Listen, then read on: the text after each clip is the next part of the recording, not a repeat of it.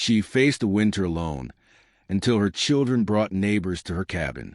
Martha Henley's breath hung in the air like prayers that wouldn't rise to heaven. Through the frosted cabin window, she watched snow bury her husband's grave until only the wooden cross remained visible, tilting like a broken promise against a howling wind. 3 months since Jacob had died. 3 months of watching their meager supplies dwindle, while winter tightened its grip around their isolated homestead. Her children huddled around the stone fireplace, their faces gaunt as scarecrows. Thomas, 9 years old and trying to be the man of the house, fed twigs to flames that barely warmed their outstretched hands. Emma, 7, held baby Sarah close, both girls shivering beneath quilts that had seen better winters. The wood pile outside had shrunk to nothing. The root cellar held only a handful of withered potatoes and a sack of cornmeal that wouldn't last another week. "Mama, I'm hungry." Sarah's voice came small and hollow, like an echo from the bottom of a well. Martha's throat tightened. The last of the salted pork had gone into yesterday's thin stew. Today they'd eaten watery cornmeal mush. Tomorrow there might be nothing at all. "I know, baby girl. Mama's going to find us something." But what? The nearest neighbor lived 20 miles south through country that could kill a man in good weather. Jacob had chosen this land for its isolation, away from towns and their troubles, away from people who asked too many questions about a woman's bruises or a man's drinking. Now that isolation felt like a tomb. Thomas stood up from the fire, his young face carved with worry beyond his years. "Mama, maybe I could try to hunt. Papa taught me to shoot."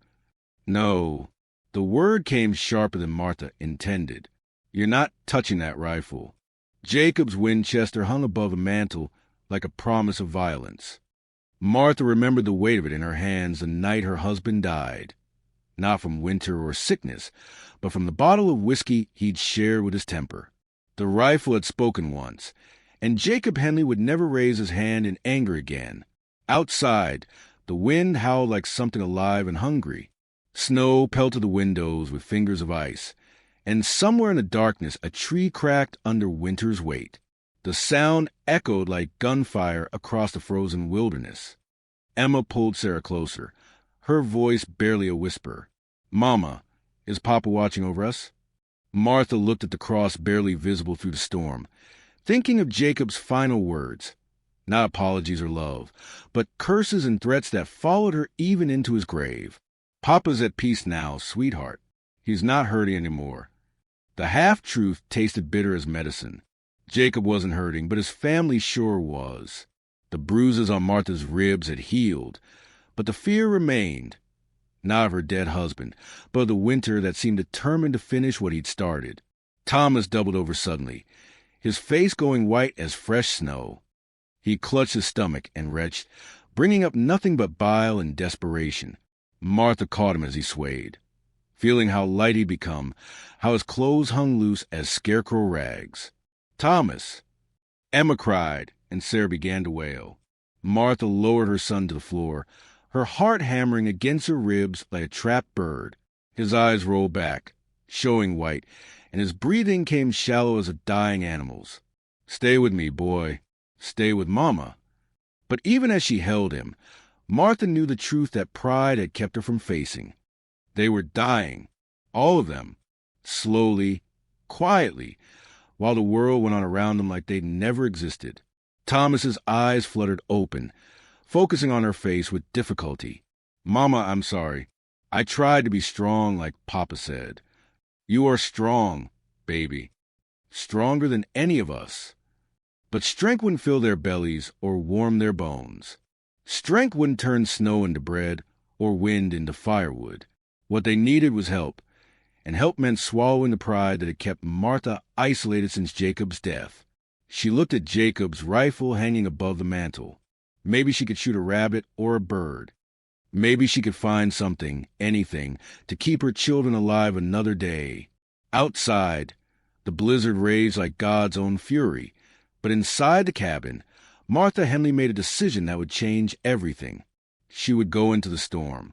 She would hunt. She would do whatever it took to save her children.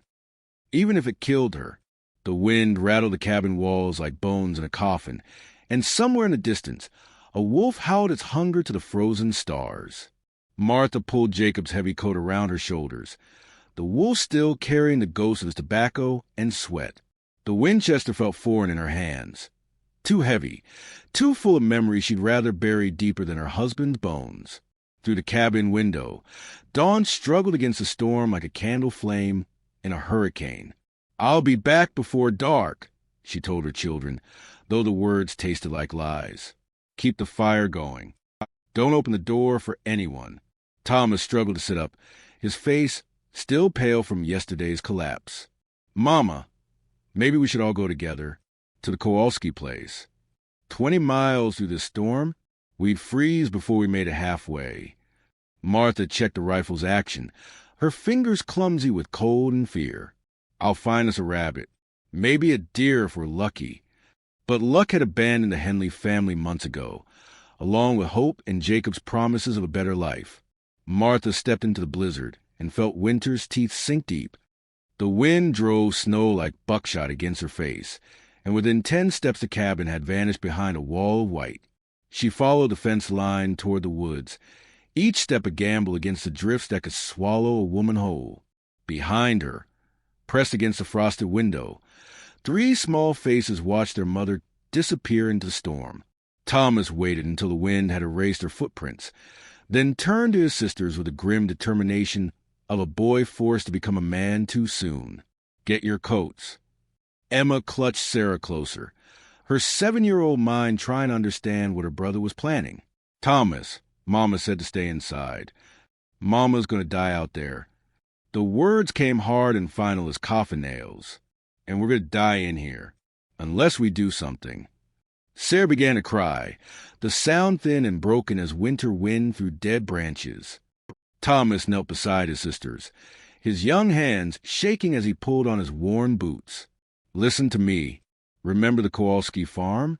Where Papa took us that one time?" Emma nodded, her eyes wide with memory and fear. The Polish family had been kind, feeding them soup and bread, while Papa talked horses with old Stefan. But that was summer, when the world was green and alive. Now everything lay buried under snow deep enough to drown children. "We're going to walk there. Tonight." "Thomas, no."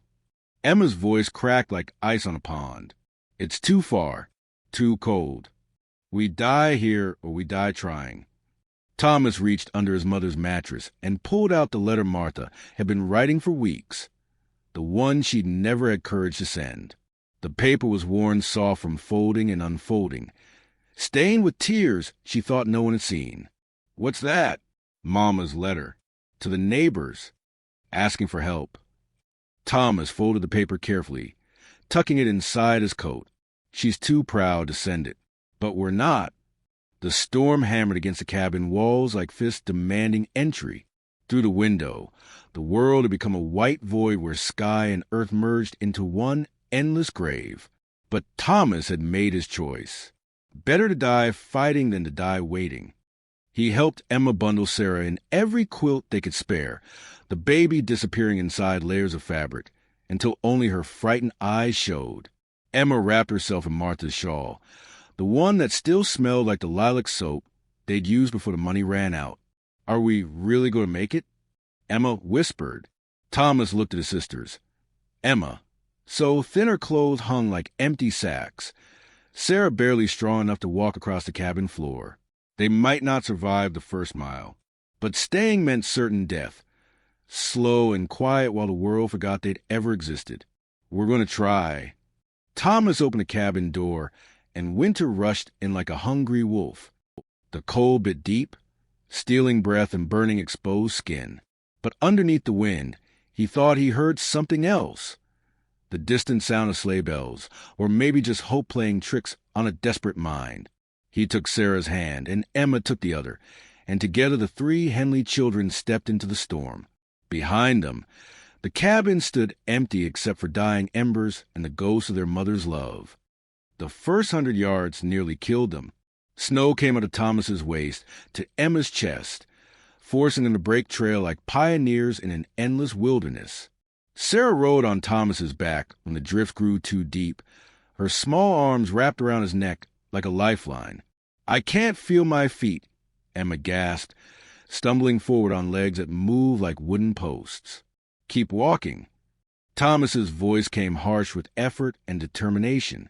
"Feel them later." They followed the fence line as long as they could, until the wire disappeared beneath the drifts and left them navigating by instinct and prayer. The wind screamed around them, erasing their footprints as fast as they made them, turning the world into a white maze with no beginning and no end. But Thomas kept Martha's letter pressed against his heart, and in that paper lived all the words his mother had been too proud to speak. Pleas for help, admissions of need, the desperate honesty of a woman watching her children starve. The storm tried to turn them around, to send them wandering in circles until exhaustion claimed them. But Thomas had his father's stubborn streak, without his cruelty, and he kept walking south by the feel of the wind, toward neighbors who might show mercy to freezing children. Behind them, Martha's rifle spoke once in the distant woods, a sound like breaking hope carried on the wind.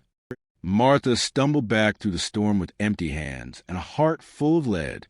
The rifle shot that had echoed to the woods had missed its mark, a jackrabbit that had vanished into the white void like hope itself. Her fingers were too numb to work the trigger properly, too clumsy with cold and desperation to hit anything smaller than a barn. The cabin door hung open, spilling precious warmth into the hungry night. Martha's blood turned to ice water in her veins as she stepped inside to find the fire dying and her children gone, their coats missing from the pegs. Their boots vanished from beside the door. "Thomas, Emma," her voice cracked like breaking glass, but only silence answered. She ran to the window, pressing her face against the frost-covered glass, but the storm had already erased whatever trail they'd left behind. Martha sank to her knees beside the cold fireplace. Jacob's rifle clattered into the floor like a broken promise. Her babies were out there in the blizzard, 3 small souls against the endless appetite of winter. She'd failed as a hunter, and now she'd failed as a mother. 20 miles south through country that could kill grown men, Thomas Henley carried his sisters toward salvation or damnation. Sarah had stopped crying hours ago, her small body going limp with exhaustion and cold. Emma stumbled forward on legs that barely held her weight, following her brother's footsteps through drifts that seemed deeper than graves. "Thomas." Emma's voice came thin as spider silk. I can't go anymore." But Thomas could see light through the storm, not the sun, which had died hours ago, but the yellow glow of windows that meant warmth and shelter and maybe mercy. The Kowalski place lay just ahead, smoke rising from its chimney like prayers answered. Almost there, just a little farther. They collapsed against Willem Dutch's door like shipwrecked survivors washing ashore. Thomas had been wrong about the distance, wrong about the direction. This wasn't the Polish farm, but the bachelor cabin of a man who'd sworn off human company years ago. But light meant life, and life meant hope. Dutch opened his door to find 3 frozen children huddled on his porch like broken dolls. The oldest boy clutched a piece of paper in hands gone blue with cold, while the 2 girls shivered against each other under quilts turned white with ice. Jesus Christ. Dutch hadn't spoken to another human being in 6 months, but the sight of those children cut through his isolation like an axe through kindling. Get inside. Now. Willem Dutch was 43 years old and bitter as wormwood. He'd come west to escape the war's ghosts, only to find loneliness a different kind of battlefield. His cabin reflected his soul. Sparse, cold, built for survival rather than living. But when he lifted little Sarah Henley from her brother's back, something long buried began to stir. "Who are you? Where'd you come from?" Thomas tried to speak, but couldn't make his frozen lips work properly. Instead, he pulled out Martha's letter with fingers that barely functioned, pressing the worn paper into Dutch's weathered hands. Dutch unfolded the letter by lamplight, his eyes scanning words that cut deeper than winter wind. "To whoever finds this letter, my name is Martha Henley and I am dying. Not from sickness, but from pride too stubborn to bend. My husband Jacob passed 3 months ago, leaving me with 3 children, and no way to feed them through winter. We lived 20 miles north of the Kowalski place, alone and forgotten by God and man alike. I know I have no right to ask, but if Christian mercy still exists in this God-forsaken country, please help my babies. They are innocent of their father's sins and their mother's failures. I would give anything, do anything, be anything, if someone would just keep them alive until spring. The hunger is killing us all, but my children deserve better than dying alone in the dark. Dutch read the letter twice, then looked at the 3 children huddled by his fire. Thomas's eyes held determination that belonged on a grown man's face. Emma clutched her baby sister with protective fierceness that spoke of love stronger than blood. And little Sarah looked at him with trust so pure it made his chest ache with emotions he thought dead. Your mama know you're here? Thomas shook his head, tears freezing on his cheeks. She went hunting. We couldn't wait anymore. Dutch poured hot coffee into a tin cup, holding it to Thomas's lips while the boys sipped carefully. The liquid brought life back to frozen features, color to pale skin. But it also brought understanding of what these children had risked to reach him. 20 miles, in this storm. Dutch looked out his window at the blizzard that showed no signs of stopping. You walked 20 miles. Had to. Thomas's voice came stronger now, warmed by coffee, and the first real heat they'd felt in days. Mama's too proud to ask for help, but pride don't feed babies. Willem Dutch has spent 15 years running from human connection, building walls around his heart thick as fortress stone. But something about these children, their courage, their desperate love for each other, their simple faith that strangers might show mercy, cracked those walls like spring thaw breaking winter ice. He looked at Martha's letter again, seeing in her words the same isolation that had poisoned his own life. But where he'd chosen loneliness, she'd had it forced upon her by circumstances and a dead husband's legacy. Emma, can you help me heat some soup? Your brother and sister need feeding. For the first time in hours, Emma smiled. It transformed her thin face like sunrise after endless night, and Dutch felt something he'd forgotten existed. The simple joy of being needed. Outside, the storm raged with renewed fury. But inside the cabin, 3 children who'd bet their lives on human kindness discovered that sometimes the coldest hearts can hold the warmest fires. Miles away, Martha Henley knelt in her empty cabin, preparing to die alone. She couldn't know that her children's courage had already begun to thaw the frozen heart of the frontier, one act of desperate faith at a time. The wind howled like all the loneliness in the world, but it couldn't drown out the sound of hope being reborn.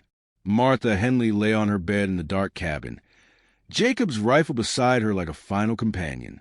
The fire had died hours ago, taking with it the last warmth she'd ever know. Outside, the storm howled its victory song while inside, frost began to claim the walls where her children's laughter had once echoed. She'd made peace with dying. The hunger had gnawed away her strength. The cold had stolen her hope, and the silence had convinced her that God had forgotten the Henley family existed. But the guilt of failing her babies burned hotter than any fire. Thomas with his brave heart, Emma with her fierce love, little Sarah who still believed in tomorrow. "I'm sorry," she whispered to the darkness. "I tried to keep you safe." But even as death crept closer on frozen feet, Martha couldn't shake the feeling that something had changed. The storm's voice carried a different note now, not just wind and fury, but something else. Something that sounded almost like sleigh bells. Martha lifted her head from the pillow, listening to the cabin walls that groaned under winter's weight. There, faint but growing stronger, the clear ring of metal on metal, the sound of harness and hope cutting through the endless white. She struggled to the window, her legs barely holding her weight after 2 days without food. Through the frost-covered glass, she saw lights moving through the storm like fallen stars. Lanterns, torches, and behind them, the dark shapes of sleighs and wagons emerging from the blizzard like a vision from Scripture. Willem Dutch rode in the lead sleigh, his bitter face transformed by purpose. Beside him sat Thomas, pointing the way home through country that had tried to kill him. Behind them came neighbors Martha had never met. The Kowalski family with their broad Polish faces and generous hearts, the widow Peterson with blankets and soup, old Heinrich Mueller carrying bags of flour and salt pork. But it wasn't just supplies they brought. It was something Martha had forgotten existed in this harsh land. Community. The simple understanding that survival meant no one faced the darkness alone. Martha stumbled to the door as the procession reached her cabin. Dutch jumped down from his sleigh and caught her as she swayed, her body too weak for the weight of sudden hope. "Ma'am, your children sent us." His voice carried none of the bitterness she'd expected from a hermit. Instead, she heard something that sounded almost like reverence. They walked 20 miles through a blizzard to save your life. Emma and Sarah tumbled from the second sleigh, running to their mother on legs, still unsteady from their journey. But they were warm now, fed and cared for by strangers who become family in the space of a single desperate night. "Mama." Emma threw her arms around Martha's waist, and the impact nearly knocked them both down. "We found help. We found Willem and the Kowalskis and everyone." Stefan Kowalski stepped forward, his weathered hands holding a basket that smelled like heaven, fresh bread, still warm from his wife's oven. "Mrs. Henley, we should have come sooner. Should have checked on you after Jacob. Well, after..." Martha's throat worked, trying to find words that could hold the weight of gratitude and shame in equal measure. I don't know how to thank you." "No thanks needed." Anna Kowalski moved past her husband with the efficiency of a woman who'd raised 8 children. "We take care of our own. Should have done it months ago. But sometimes pride gets in the way of Christian duty." They filled the cabin with warmth and light, and the sound of living voices. Wilhelm built up the fire while the women unpacked supplies that meant the difference between death and spring. Salt pork, flour, coffee, sugar, luxuries Martha had forgotten existed. But more than food, they brought understanding. These weren't charity cases or objects of pity. They were neighbors, bound together by the simple truth that the frontier was too harsh for anyone to face alone. Thomas sat beside the fire, his young face gray with the knowledge of what he'd risked and won. "Mama, I read your letter. The one you never sent." Martha looked at her son, 9 years old but carrying burdens that belonged to grown men. "Thomas, you could have died out there. We were dying in here." His voice carried quiet certainty that cut deeper than any rebuke. "Sometimes you gotta choose how you want to go." Willem Dutch cleared his throat, his bachelor's discomfort with emotion showing in the way he shifted from foot to foot. "Ma'am, there's something else. We've talked it over. All of us. This cabin's too isolated for winter. You and the children should stay with the Kowalskis until spring. I can't impose, not imposing." Stefan's voice brooked no argument. "It's good sense. Children need other children. Women need other women. And men..." He glanced at Dutch with something that might have been understanding. "Men need reminding why they stay human." Martha looked around the cabin that had nearly become her tomb, seeing it now through different eyes. Not a fortress against the world, but a prison built from pride and fear. Outside, the storm was finally breaking, stars becoming visible through the thinning clouds. "What about my husband's grave?" "Graves keep." Anna Kowalski's practical voice cut through sentiment like a warm knife through butter. "The living need tending first." As they packed Martha's few belongings, Willem Dutch pulled Thomas aside. The boy looked up at the gruff bachelor with eyes that held too much knowledge for his age. "You did good, son. Real good." Thomas nodded solemnly. "Willem, will you teach me to hunt proper? So next time I can take care of Mama myself." Dutch felt something crack inside his chest, not breaking but opening, like ice giving way to spring water. "Yeah, boy, I'll teach you. But remember, asking for help ain't weakness. It's wisdom." They left the cabin as the first rays of dawn painted the snow gold and pink. Martha rode with her children in the Kowalski sleigh, wrapped in quilts that smelled like other people's homes and other people's kindness. Behind them, Willem Dutch followed in his own sleigh, no longer the hermit who'd sworn off human company. 3 children had walked through a blizzard to save their mother's life, and in doing so, they'd saved his soul. The storm clouds broke completely as they reached the Kowalski farm, revealing a sky so blue it hurt to look at. Spring was still months away, but something had changed in the hearts of the people riding through the snow. They'd remember what the frontier tried to make them forget. That survival wasn't about enduring alone, but about finding the courage to reach out when darkness fell. Martha Henley had faced the winter alone and nearly died of it, but her children had shown her something stronger than pride, warmer than any fire.